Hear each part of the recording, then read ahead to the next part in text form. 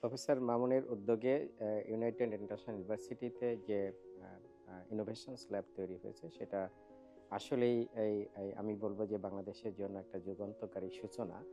এবং এখানে আমরা দেখতে পারি, যেটা লেখা স্যারও বলেছেন, যে প্রাইভেট ইউনিভার্সিটিগুলো সাধারণত এখনো গবেষণায় বা ইনোভেশনে হয়তো অতটা কন্ট্রিবিউট করার জায়গায় নাই। আমার মনে হয় প্রফেসর মামুনের এই সূত্র ধরে প্রাইভেট ইউনিভার্সিটি এইটা আরও উজ্জীবিত হবে, যে তারাও এই ধরনের ইনোভেশন ল্যাব, বিশেষ করে আমাদের যে আরও কিছু ভালো মানের প্রাইভেট ইউনিভার্সিটি আছে সেগুলো তারা যদি গড়ে তুলতে পারে, তাহলে এটার হাত ধরে বাংলাদেশে এগিয়ে যাবে। এবং সাথে প্রাইভেট জায়গায় কোনো কিছু যদি ইনোভেটেড হয়, ইনোভেশন আসে, তাহলে সেটা কিন্তু পাবলিক ইউনিভার্সিটি তো একটা প্রেশার তৈরি হয় যে সেই ইনোভেশনটা শেখানো যায়।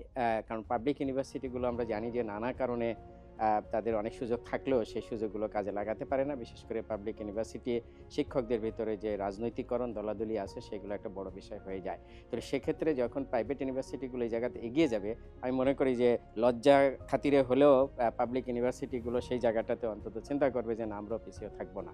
তো সেই জায়গায় আমি মনে করি যে প্রফেসর মামুনের এই যে উদ্যোগ, এবং সর্বোপরি যে ইউনাইটেড ইন্টারন্যাশনাল ইউনিভার্সিটি ওনাকে যে লেভারেজটা দিয়েছে, সেই জন্য ইউনিভার্সিটি কর্তৃপক্ষকেও স্যালুট জানাই।